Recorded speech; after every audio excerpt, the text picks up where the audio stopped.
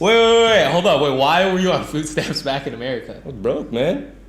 But this was back then when you started doing music. Yeah. Oh shoot.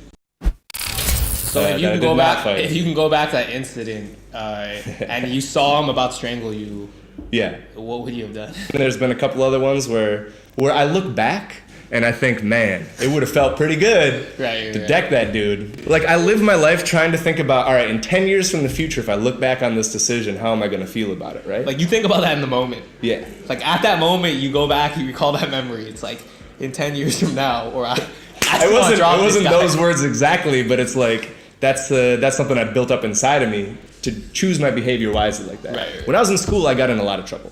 I was a troubled youth. And so I had to implement some very strict guidelines inside of my head to make sure that I did not continue. But what you do? What's like the worst thing you've done? Oh man, I can't say all that stuff. Here's the whole thing, and this is why I do music, is because it's always been weird to see who I am as a person and how I fit into society. Yeah, right? yeah. I mentioned before I got ADHD, right? Oh, and so that creates I got a different mindset than people. But the part of the reason that I do music is because the D in ADHD starts for deficit, right? Right. But there's nothing deficit, nothing lacking in a person with ADD. It's a different like neurotype. Your brain works in a different way. That isn't the way that the majority of people work, right? Right. It doesn't mean there's anything wrong with it, but the way that it conforms and fits into society is not always as easy as maybe it could be.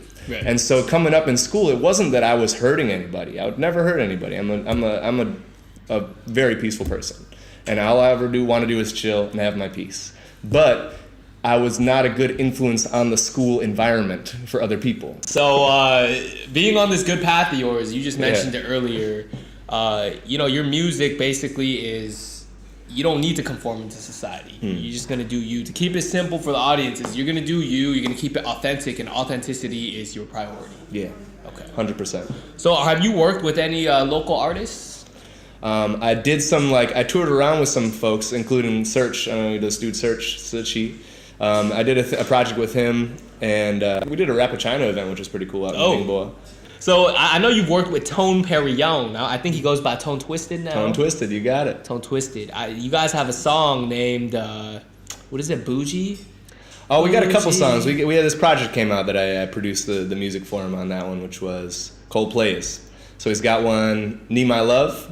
Actually, that's what you played earlier. That was one of the beats I played. Yep, that was one of my people dig that beat, and so I was showing that around. Actually, Tone's got a track on that one. There's another rapper here that's I got a question. I mean, I hear the sample, Need My Love. So is the sample better to you? Like, do you like the sample better or Tone's voice? The samples actually doesn't say Need My Love at all. That was Tone's ingenuity right there. That was interpolation, right? What that is, the sample's a Japanese funk song. And it goes, I don't know what it's saying. It's saying some Japanese stuff. Damn. Okay, so Tone, but you guys Shining too. Shining's dope. Yeah. These are some more songs. So the stuff I do as a Cruel Buddhist project is more down tempo and lo-fi and more chill. And but I really do like producing some of these songs. I actually got a couple on my most recent beat tape called Plain B. That's more sort of in this vein. But you check out Shining because that song is awesome. I made the beat to it and I sent it to Jeremy maybe last summertime. It was in the summertime. I was chilling in my apartment, made the beat, sent it off to him. I didn't know what was going to happen to it. And then he sent me a link back. I hadn't heard what they were working on at all. He sent me the final product and I was like, no, yeah, baby. I love that song. I'm into it. A bunch of my friends all dig this song. I'm super excited to see the video from this song. It's fire, man. I mean, yeah, that's something y'all need to know. Like, you might judge him based off the dreads. Like, oh, this dude lo-fi, hippie, whatnot. But I'm telling you, he makes the bangers. We will let you know what's good. So you've been here for 5 years. Is this a sustainable living? I make my rent and I eat. And that's all I'm concerned with, really. Not to say that I don't make any money. But for me, money is not the end goal here. My philosophy is always a minimalist philosophy. I do this because this is genuinely what I almost need to do to maintain my mental health, to keep my peace, to be happy, to express myself properly. But to me, I went into school. I studied philosophy and religious studies. Even when you choose that degree, you know that you're not trying to make $1 million off your degree and jump into a job. Right. But this is guided by my idea that true wealth is spiritual wealth, right? And there's a lot of people who are going to go for trying to make money And then I think that if you stress yourself doing something that you're not interested in, something that you're not passionate about, something that you don't care about, what you're going to find is that it's going to lead to a bunch of other negative habits, right? And so what I think is that it's much more important, if you can figure out a way, like I am working on, is to make your money doing the thing that you're interested in. It's much more fulfilling for me as a person, personally.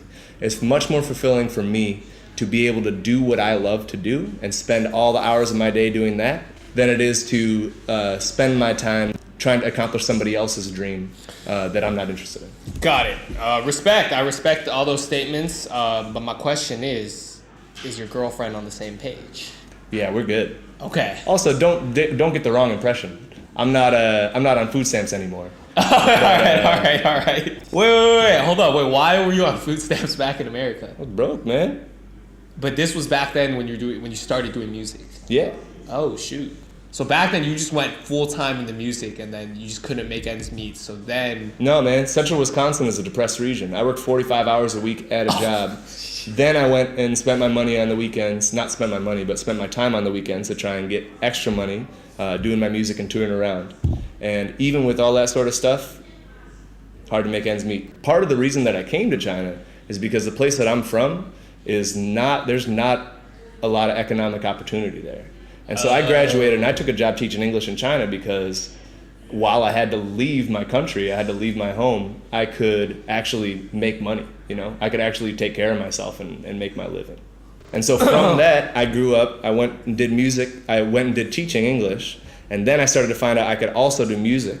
And so I started doing music on the weekends so I could get some more money. Things started moving, we started to actually get by, and then I found out that when I progressed, I could do my full-time job just making music. I didn't have to teach English anymore. And so then I could just go for making music.